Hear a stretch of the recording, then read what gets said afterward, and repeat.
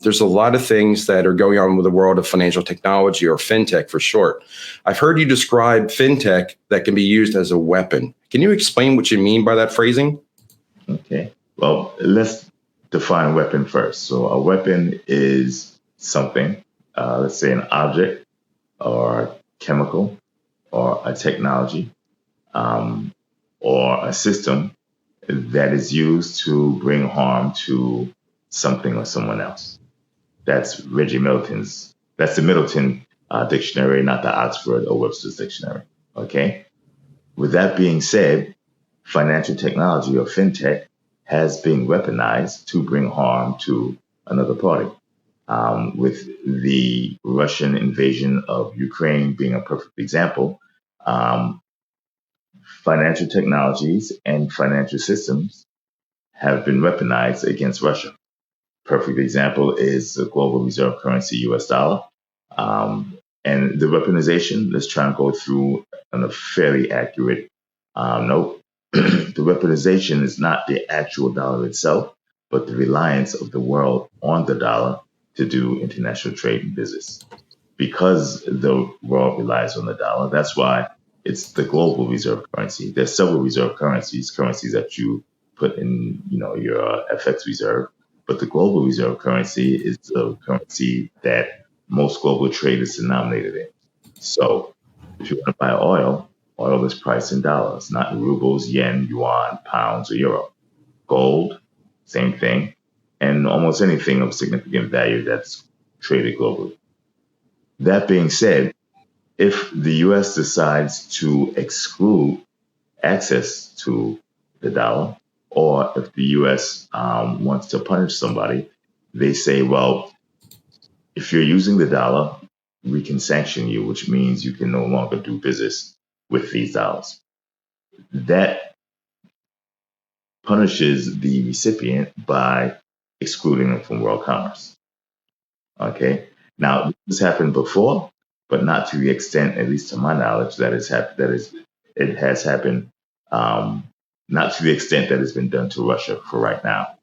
The biggest difference, the Russian central bank itself was targeted with sanctions.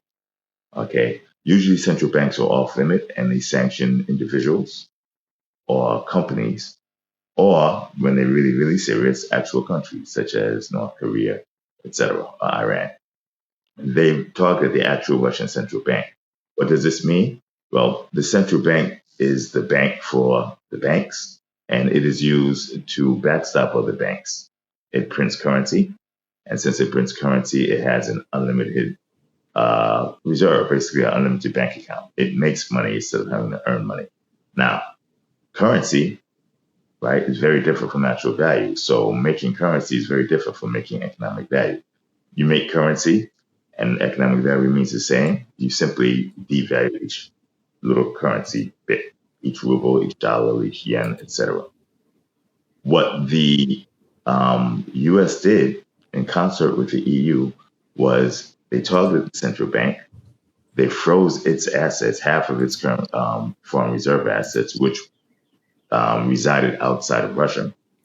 And then by doing that, they took 50% of all the assets. They made it half sanctions.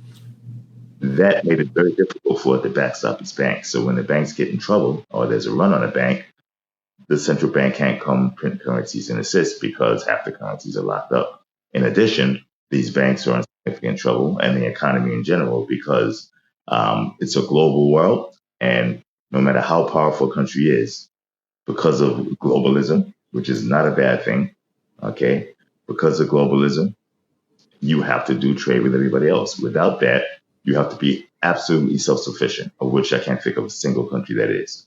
The U.S. is probably one of the, if not the most self-sufficient countries there is, and the U.S. can't do business without the rest of the world.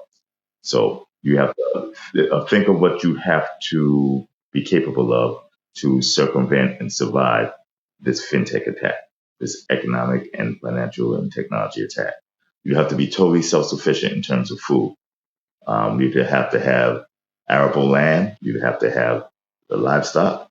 You have to not need to import any foods whatsoever. You have to produce all of your own energy. That's electricity, oil, gas. You have to produce all of your technology.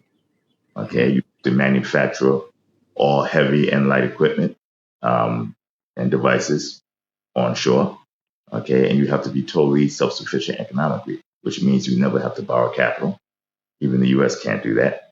Okay, by sanctioning Russia, Russia's airline industry or aviation industry has been shut down from an international perspective. They've also shutting it down from a national perspective because, they don't have control of airlines within or airplanes and airlines within Mother Russia.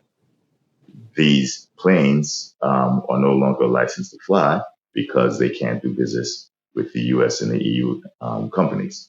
So that means that whenever you need a new piston or a turbine or a wheel or any replacement part, you can't get it. So buying a plane through Russia, even if you're just going from one side of Russia to another, is very, very dangerous now.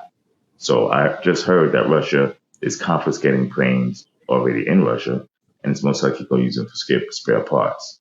That only works but for so long. By the end of the year, what are you going to do? Okay. This is one sliver of the damage that is done by firing that fintech cannon. And I call it fintech, but it's really a global macro currency and fintech weapon all combined.